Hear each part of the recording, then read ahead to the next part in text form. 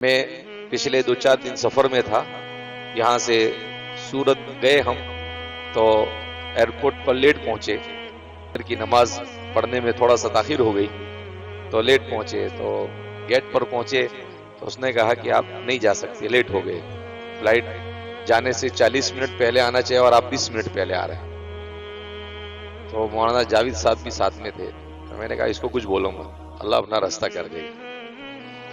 اتنے میں اس کو فون آیا کہ بھئی کسی آدمی کا بیگ چھوٹ گیا ہے اور یہ بیگ فلائٹ کے اندر میں رکھوانا ہے، تو اس نے کہا چلو یہ بیگ چھوٹ گیا ہے، یہ جا رہا ہے تو فلائٹ رکا ہوا ہے، تو چلو آپ بھی چلے جاؤ ساتھ۔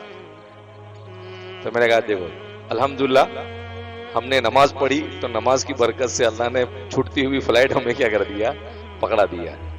تو اس لیے ہر حال میں ان من اہم امورکم الصلاۃ، بڑی برکتیں اس کی۔ الحمدللہ اتنے سفر ہوتے ہیں، کہاں سے کہاں جانا ہوتا ہے، لیکن اللہ رب العزت کا اتنا احسان ہے کہ نماز قضا نہیں، ہر حال میں نماز پڑھنا اور پڑھنا، کیونکہ ہمارے والد صاحب کی بڑی نصیحت ہوا، ہمیشہ بولتے تھے ان من اہم امورکم الصلاۃ۔ ہم بھی جب بھی سفر میں نکلتے، دیکھو بیٹا نماز، قرآن اور دعا، یہ 3 چیزیں کو کبھی نہیں چھوڑنا۔ گاڑی میں بیٹھے قرآن کی تلاوت کرو، ذکر کرو، جہاں نماز کا وقت ہوا نماز پڑھو اور اللہ کی طرف متوجہ رہو۔ تو ان کی نصیحتیں آج بھی کیا ہوتی ہے، یاد آتی ہے۔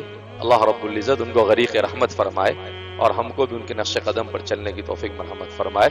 سبحان اللہ و بحمدہ، سبحانک اللہ